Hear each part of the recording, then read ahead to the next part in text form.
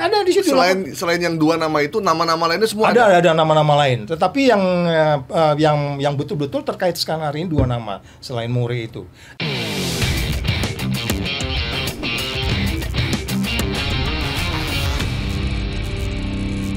Lagi dibikin terang. Kali ini agak mendung. Kenapa? Bukan cuaca Jakarta. Kasus korupsi sekarang angkanya makin heboh ya. Ya. 300 triliun. Dan yang menarik yang Sekarang 190. Yang menarik yang mengungkap Kejaksaan Agung. Iya. Padahal dulu KPK raja. Lu masuk lu mau ngadili gua di sini. Gua pulang nih. Bang Saud, ada Bang Saud itu orang pimpinan KPK 2015 2019. Kenapa sih KPK sekarang, Bang? Ya, sebenarnya itu yang saya bilang, Prabowo please Pak, kembalikanlah undang-undang KPK. Sebentar. Kalau misalnya memang dulu sempat dikempesin, yes. Kan sekarang udah nggak kempes-kempes sama, sebenarnya bisa dipelembungin lagi. Aku diskusi sama Bro Goib ini cukup lama tentang value di KPK yang dirusak kan. value loh yang dirusak. Come on, kita talking about the value this morning. Kita bicara nilai, 9 nilai yang saya bilang Jupe mandi tangker sebril, masih ingat nggak? 9 nilai. Jujur, peduli, mandiri, tanggung jawab, berani, sederhana, adil. Masih ada nggak di KPK? Nggak berani jawab, saya bukan orang dalam. I've been there. Jadi pertanyaannya, kalau dia berada di posisi 9 nilai itu, ya dia harus melaksanakan check and balance sebagai trigger mechanism di banyak tempat. Ini persoalannya dia men-trigger dirinya sendiri kan. Nah, kalaupun ada kemudian let's say quote and quote favoritism dari Mr. Presiden kepada kejaksaan, kemudian apakah 2 penegakan hukum lain tidak boleh melakukan yang sama? Oh, hukum harus adil, hukum harus bermanfaat, hukum harus pasti. Itu yang saya bilang di salah satu stasiun TV. Ini menjadi menarik. KPK nangkap jaksa nangkap KPK, KPK nangkap polisi nangkap jaksa. Karena 3 ini kan isunya kan menghadapi persoalan korupsi. Yes. Jadi check and balance. Jadi sekali lagi pertanyaannya ada apa dengan KPK sekarang? Ya, kita tahu semua bagaimana mereka nilainya berubah tadi itu. Pada bagian lain dia juga ada bagian dari pemerintah. Walaupun mereka mengatakan dalam konteks dan tentara, ya kita juga masih bisa nganggap walaupun mereka bukan penyelenggara negara, tapi struktur dan tentara ada KPK di situ. Padahal kalau rapat di voting aja kalah dia kan. Mana ada juga rapat di suatu badan usaha terus kemudian tidak voting kalau ada perbedaan pendapat. Padahal dia itu penegak hukum sebenarnya. Itu aja udah barang aneh gitu. Udah selesai, udah bisa pulang gua, Mbak. Jadi ini Bang, kalau berdasarkan survei ini bahkan kepercayaan publik ke KPK itu hanya lebih tinggi dari parpol, Bang. Parpol. Lebih tinggi. Parpol. Hanya lebih tinggi dari parpol, Bang. Ya, jadi memang gini, diskusi kita sebelumnya 9 lembaga di dunia yang menilai kita kenapa dapat indeks persepsi korupsi 40, saya keluar di KPK. Anjlok menjadi 34 waktu itu gara-gara undang-undang KPK itu karena dianggap itu merusak segalanya. Sekarang agak naik ke 37. 9 lembaga yang menilai ini kan, salah satu variabelnya 9 lembaga itu varietas demokrasi ngasih kita nilai dari 1 sampai 100 itu 22. The way you laksanakan demokrasi cuma dapat 22. Apa yang dinilai di situ? Kaderisasi partai politik, semuanya dinilai semua. Bagaimana Anda KPU-nya kayak gimana? Angkanya dapat 22. Rusaknya di politik itu, orang selama ini tidak mengaitkan bahwa politik itu sangat terkait dengan yang disebut sebagai pemberantasan korupsi. Oke, varietas demokrasi itu muncul belakangan memang. Pertamanya itu kan ada Economic Intelligence Unit, World Justice Project, terus kemudian World Economic Forum, semua itu kan memberi nilai masing-masing. Orang mulai mikir, oh iya ternyata biang keroknya itu sebenarnya, kalau kita bicara bagaimana money politics, ya kan, itu sangat kuat.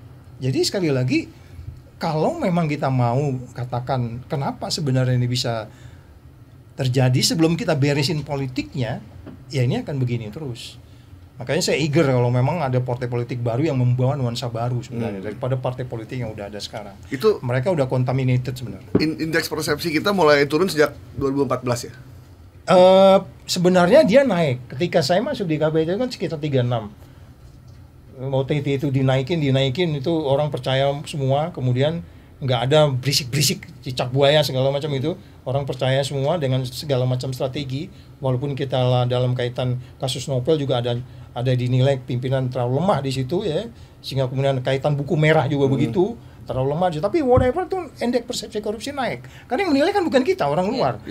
Walaupun itu persepsi loh mbak, persepsi itu masih banyak adjustment yang namanya persepsi, tapi itu naik sampai kemudian anjlok ketika undang-undang itu dibuat.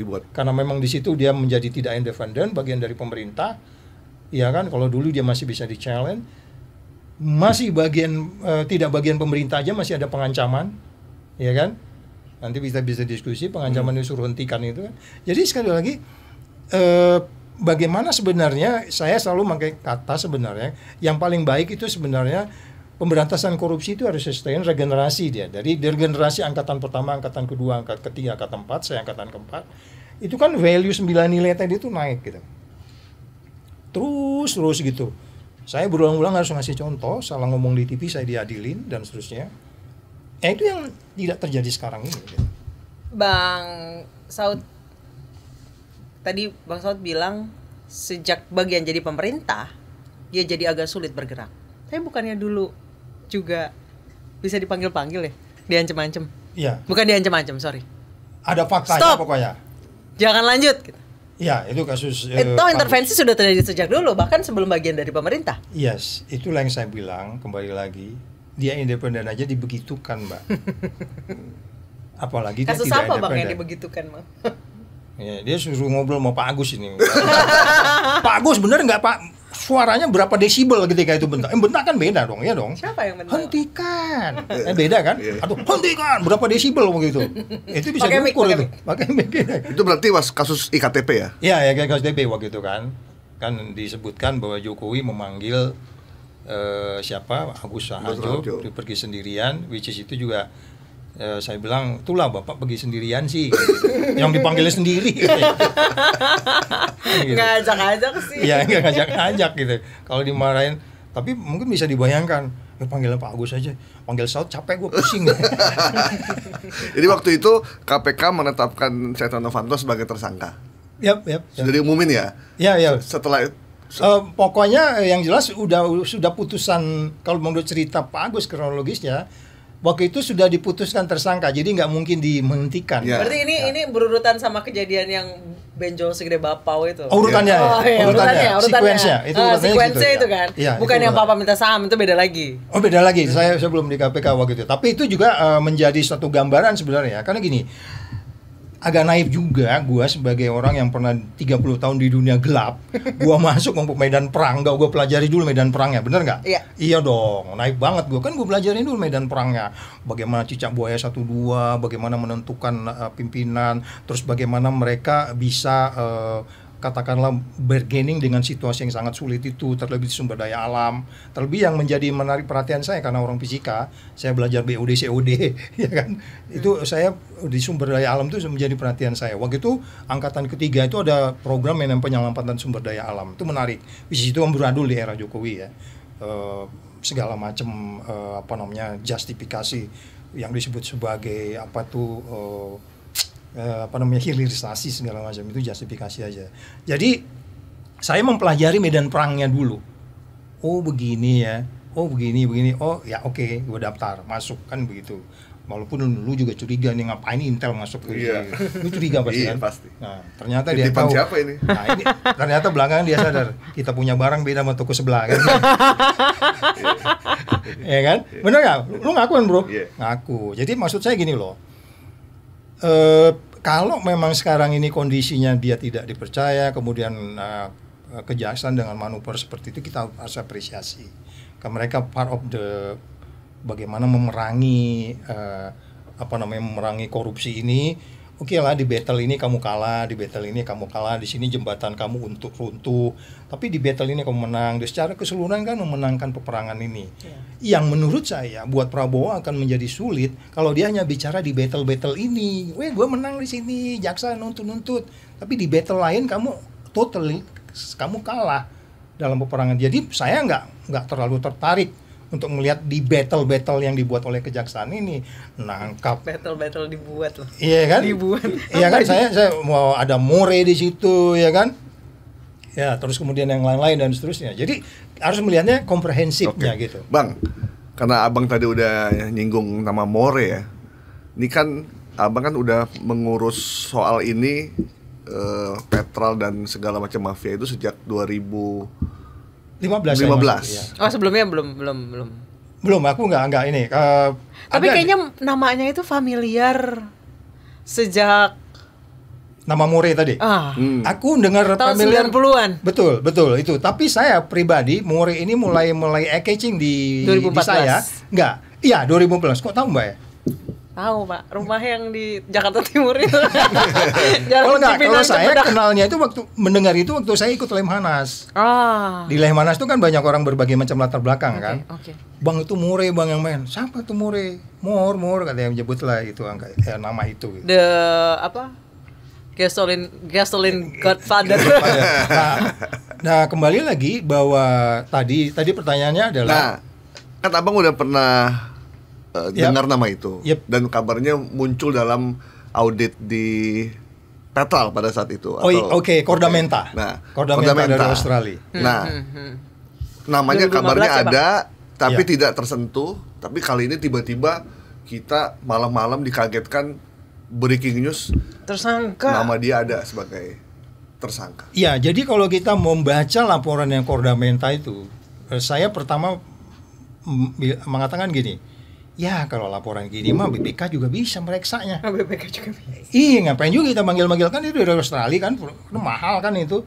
Karena memang itu lebih kepada forensik ya. Tapi sebenarnya BPK juga bisa forensik gitu. Uang $1 juga dia bisa amatin kok kemana masuk keluar perginya. BPK paham di situ dan dia secara undang-undang legitimate untuk melakukan itu. Tetapi kenapa itu nggak dilakukan sekian tahun mulai dari Republik ini berdiri? Ya kalau saya menguat seorang pendapat itu berpikir kan Pertamina ini kan mulai dari berdiri sampai hari ini per hari ini tanggal berapa ini Mbak? 16 Juli 16 Juli 2025 itu kan semuanya terkait-kaitnya sama istana selalu disebutnya kan, selalu kaitannya begitu. Itu yang menyimpulkan kepada kita ya barang-barang kecil mana yang berani melawan istana gitu, sehingga orang bilang ya oke, ini hanya pengganti pemain. Jadi di laporan Cordamenta itu kebetulan saya tadi nyebut sama Mas Purkon ya, aku sebut ya, bahwa yang gua gambar detail kasus di KPK selama 4 tahun di KPK itu pertama IKTP, itu gua gambar detail-detailnya sampai gua paham tuh murakabi itu apa gitu. Yang berikutnya kedua gua gambar detail adalah Cordamenta ini, laporan Cordamenta. Ada 2 nama yang abang jabat ya? Iya, ada 2 nama yang sudah muncul di situ sebenarnya menurut saya. Ya, satunya dia. Satunya lagi ada yang udah masuk tersangka di jilid pertama kemarin. Ada nama juga. Yang oplosan BBM yang Iya, yang jilid pertama kan ada beberapa orang tuh. Nama dia udah masuk yang di situ. Ya, Bang? Di situ nama itu udah ada. Di Cordamenta laporan tuh disebut-sebut. Yang menurut saya adalah ya Cordamenta itu juga kan waktu itu saya anggap dia kesulitan juga untuk menggambarkan siapa sebenarnya bagi kalau saya penyidik, siapa nih yang harus gue pidanaan dari laporan lo tuh. Karena itu laporan itu perlu ditindaklanjuti. Ada namanya email apa gitu ya, email nanti ketik aja laporan tuh. Email apa, bagian pemasaran apa yang kemudian siapa yang ngatur-ngatur harga, informasi ini dibocorkan dulu sehingga orang bisa dapat duan proyek. Karena harga kan Pertamina itu harus bikin referensi harga kan. Harga itu dibocorin dulu sehingga seorang bisa dapat dulu. Itu semua ada disebut-sebut di situ. Itu namanya semuanya ada. Ada di situ. Selain yang 2 nama itu, nama-nama lainnya semua ada nama-nama lain. Tetapi yang betul-betul terkait sekarang hari ini 2 nama selain More itu. Jadi maksud anaknya, saya yang anaknya? Enggak, anak belum ada waktu itu, belum ada orang lain.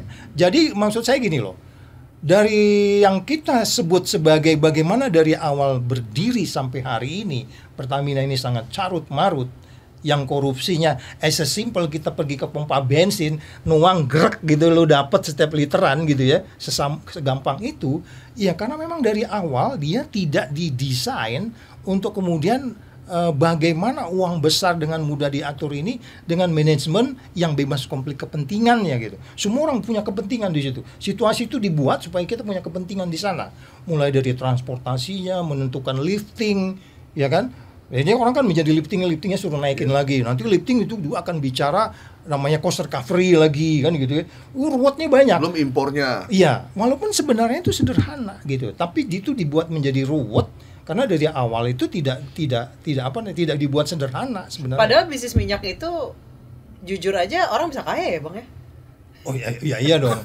Hari ini aja kita mau kesini udah ngeluarin minyak berapa? Iya kan? Mungkin orang bisa puasa loh. Tapi ada nggak orang bisa puasa di rumah aja? Kagak kan? Bisa. Artinya lu harus keluar lu beli bensin kan? Iya. Orang saya dulu punya tetangga agen minyak tanah bisa haji berkali-kali. Ya. Agen minyak tanah doang gitu. Itu yang saya maksudkan adalah yang saya cerita tadi bagaimana sebenarnya membuat Pertamina ini menjadi simple untuk kemudian bisa diaudit dan dipertanggungjawabkan. Itu yang salah satu stasiun TV kemarin saya bilang, gue tantang lu 10 bulan ini bisa nggak IPO? Dengan IPO itu kita bisa melihat Pertamina secara terbuka. Tetapi ketika IPO dilakukan, pasti banyak orang akan kehilangan ikan di situ. Pasti banyak orang nggak setuju. Karena itu akan ada banyak keteraturan kan. Nah, ini yang menurut saya, kalau kita katakan pengalaman dari bagaimana Telkom, kemudian bagian dia double listing ada di Indonesia, ada di New York ya. Nah, itu kan membuat dia pelan-pelan berdiri, menata tata kelola yang baik, bisnis yang katakanlah kompetitif, yang mengikuti etik bisnis. Orang di luar sana kan lo bicara etik bisnis. Makanya saya bingung perusahaan minyak besar mana yang belum go public di luar sana. Nah, tapi ini kan dibuat seperti ini supaya kemudian ya ganti pemainnya gampang gitu. Kan kalau udah listing kan lu ganti pemain nggak bisa sembarangan kan? Iya dong.